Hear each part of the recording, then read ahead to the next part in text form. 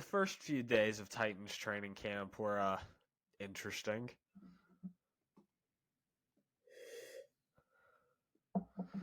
I'm not even drinking coffee. What's good, y'all? Welcome back to another episode of the Titans Rundown. I am your host, Micah McCamey, and we have got a lot to get into today. We've got to, first off, start talking about training camp and what's been going on there. Okay, then we're going to talk about our new free agent signing over the period of time since I've recorded last, Chris Hubbard. And then we've also got to talk about what's going to happen in week 3 against the Browns, and we're going to break down the defensive backs room. Let's get right on into it. All right, so first off, we're going to start out with the section of the video where I don't usually talk about the Titans. I talk about something else. But today I actually have some Titans stuff to talk about, but it's not about the team. It's about players. So anyone who was on Twitter and saw my account before, also Twitter account, link in the description.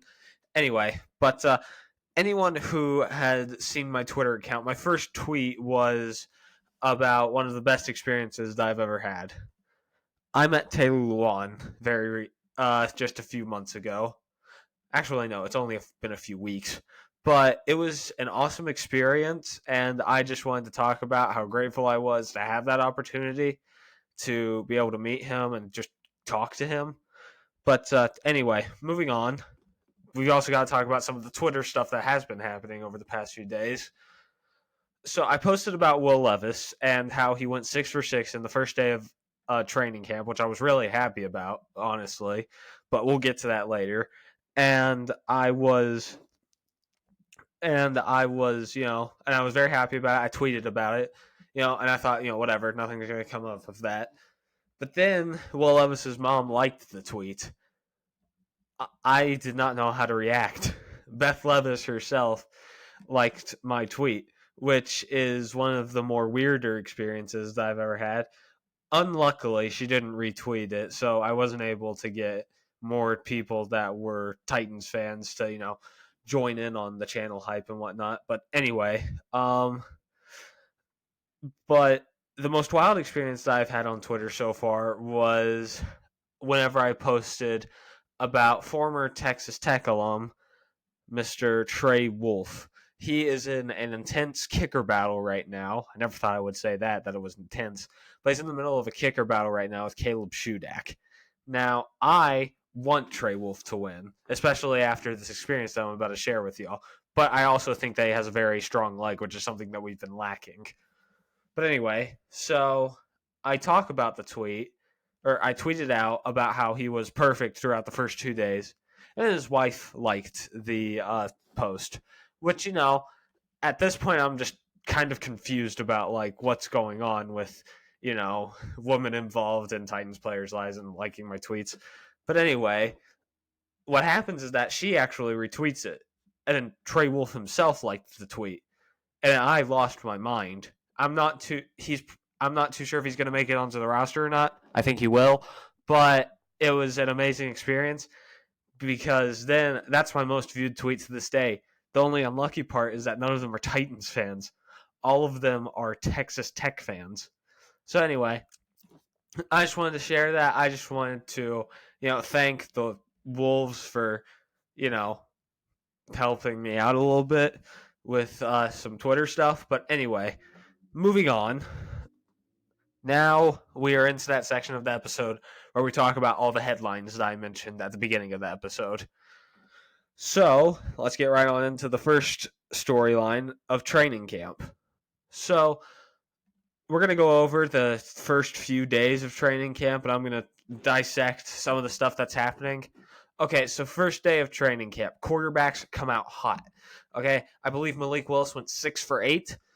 Tannehill went, I believe he went 17 of 18 of 20 or something like that. And then Will Levis went 6 for 6. Amazing day for the quarterbacks. The kickers also made every single field goal that they attempted. And we also had the defense showing out. DeAndre Hopkins looked amazing. So did Treylon Burks. Even though, D-Hop didn't practice that much, he left a good impact right during that practice. But anyway, that was basically everything that happened in day one. Day two of training camp. So obviously most people will remember today for the one catch that D-Hop made, which is honestly kind of a shame because, Tannehill had a great practice, was 17 of 20, and um, he played really well. The defense, again, had another solid day per usual. And Trey Wolf was the only kicker to show up to that practice, and he made every single one of his field goals, 8 for 8. That's why I think that he may very well end up winning the kicker battle. But anyway, then there was day 3. I forgot to mention day 2. Quarterbacks came a little bit more back down to earth, except for Ryan Tannehill. Like I said, went 17 for 20. But I believe that Levis went 5 of 9, and I can't remember how Malik did. But Will Levis also had a pick, but I can't remember how Malik did. Then there was day 3. Day 3 was a very bad day for the offense, not because of how bad they were playing, but the defense was playing awesome, man, which is such a positive, obviously, because that's what our foundation is built on. We're built on having an amazing defense and being able to, challenge these teams and hold them down to only a few points per game while we let our offense do its own thing, which is not the best thing. But anyway, okay, so also D-Hop was getting locked down by Christian Fulton, which is another really good thing, which you would think, oh gosh, D-Hop is getting locked down by the Titans secondary. That's not good. But here's the thing. Christian Fulton played amazing during practice, and he's a good player when he's healthy. And the secondary is a lot better when he's healthy. So, to me, that's not too much of a negative. I also want to bring this to people's attention. Okay, you're going to hear a lot of people talk about how, Malik Willis threw a pick in practice today, but that's okay because he had a 75-yard bomb after that. Okay, I'm sorry, but he was 4 for 9 in yesterday's practice. Okay, actually, Tannehill was 6 for 12. Will Levis had the best day of all of them, 6 for 8. Okay, now I know that it sounds like I'm idolizing Will Levis. I know that that's how it sounded the past few episodes. But here's the truth. If I'm being honest, I would actually rather have Malik be our franchise QB. I think he's a way better guy. I think that his legs could be really entertaining to watch, as in running ability. And I think that he would be fun. Will Levis is kind of Will Levis is kind of a jerk, and he really has a strong arm, and that's about all that I can think of. There's not that much else entertaining about him. But yeah, I mean, I would rather have Malik be the good QB, but I think that Will Levis is not playing half bad, and he's only thrown one pick in the entirety of training camp. So, I still am not too sure who's going to win the QB2 job, and this episode may not age too well.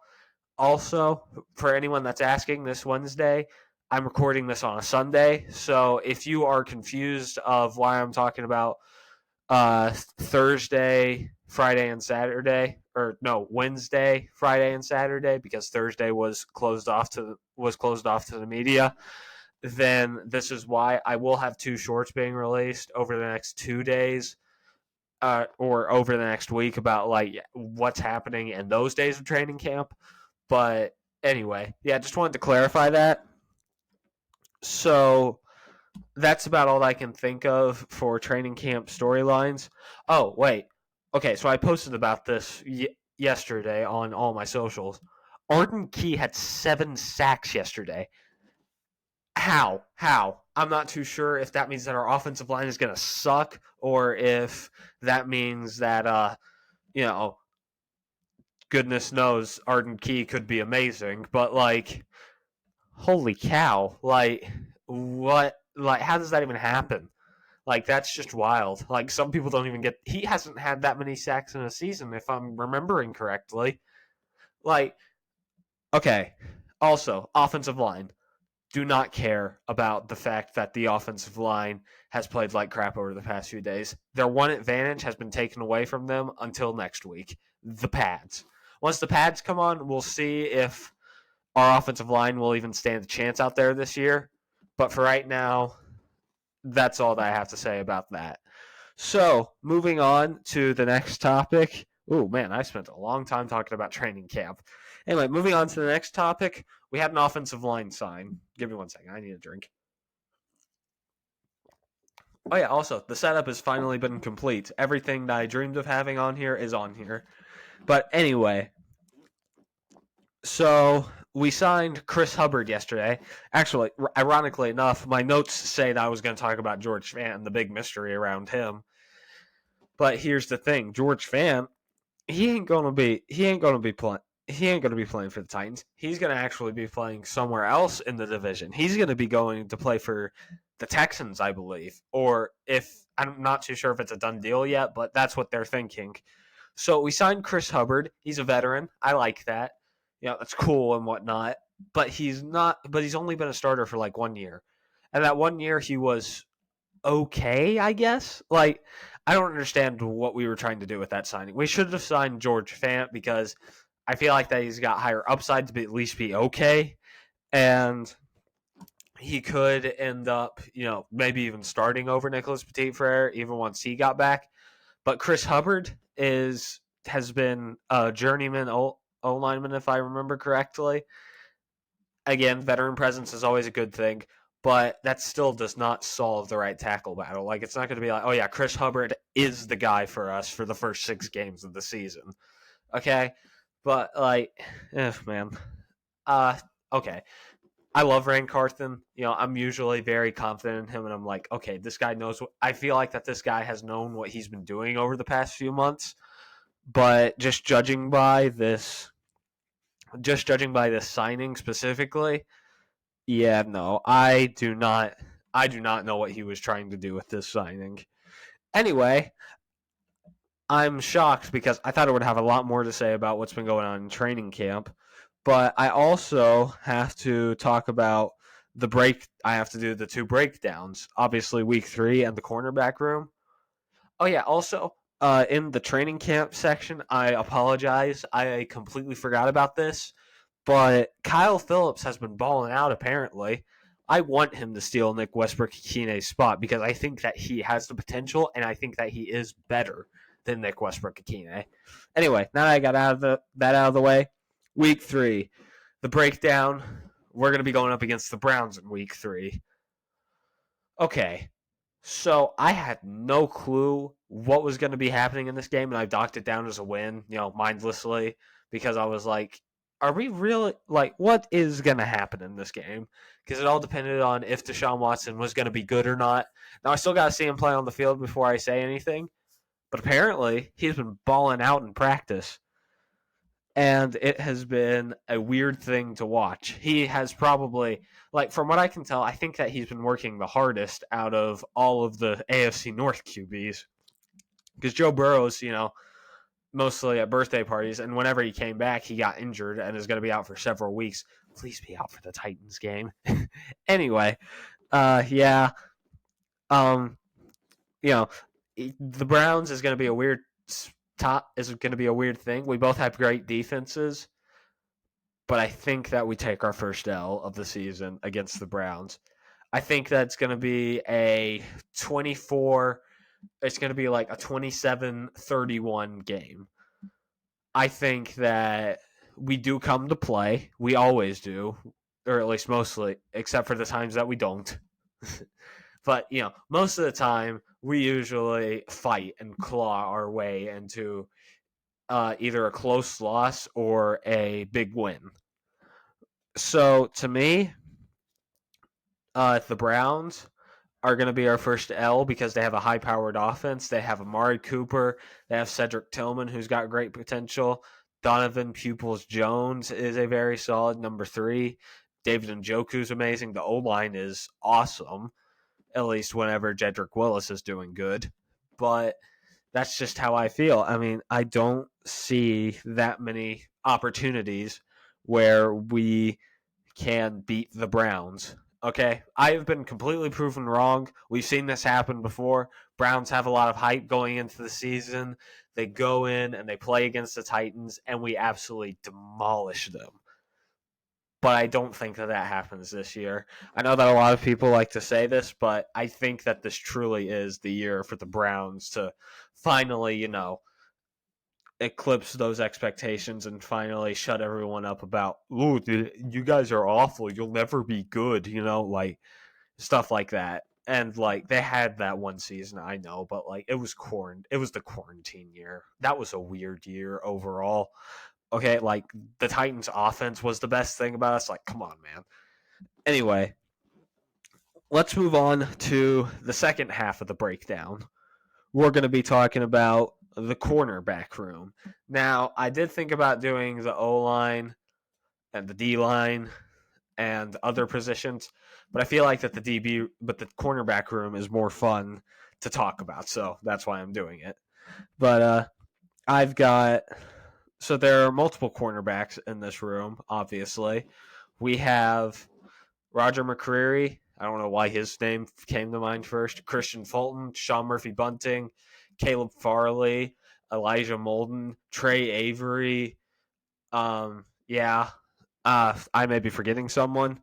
But anyway, so this is a interesting room of players because when Christian Fulton is healthy and when we have good old what's his name?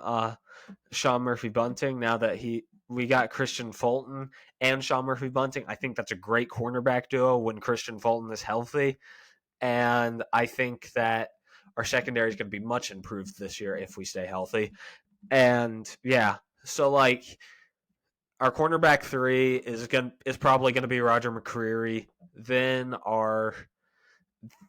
the rest of the cornerback room is kind of a toss-up from there. Trey Avery is probably going to make the roster. Molden's probably most definitely going to make the roster. But there is one big question, and that question is, will Caleb Farley make the roster? I had to take a sip because of how intense that question is, because we have no clue what's going to happen there. All right, so Caleb Farley could very well end up making the roster, proving us all wrong, and becoming a solid number 3 corner. I could see that happening. Do I think that he will? No. I'm sorry. I think that I think that he's doomed. I don't think he's going to be good this year. I think he may end up getting cut even before the season starts. And he just does, man, I hate to say this because I loved the pick at the time because I thought that we were like, it was one of those, oh yeah, we're going to get a high risk, high reward player. We did this with Jeffrey Simmons, and we did this with other players in the past, but like, no, but he stayed injured almost his entire tenure. And even whenever he was on the field, it wasn't like one of those, it's not like one of those Christian Fulton things where, oh yeah, when he's on the field though, he looks amazing. He did not look good at all whenever he was on the field. He looked more like a depth piece at best. And we wasted a first round pick on him in a draft where there were good receivers still left on the board. I can't remember which ones. And I think even drafting Trevor Penning, I know that he's a hothead, but he would have been better than whatever the heck we've had with. No, wait, Trevor Penning was in a different draft class. My bad, y'all. Oof, man, my mind is. Anyway, but I think that if we would have drafted literally anything else at that position, we would have been okay. But man, that is a perfect example of why John Robinson was an absolute lunatic whenever he was the GM of the Tennessee Titans. Anyway, I think that's going to wrap up today's episode. We had two big breakdowns, and we talked about how Will Levis is getting, and we talked some about how Will Levis was getting too much crap. We mostly talked about how Malik is being a little overrated by some of the people of the Titans fan base, and we talked about the Chris Hubbard signing. Anyway, that's going to do it for me. This has been a rundown of the Tennessee Titans. I love y'all. Tighten up.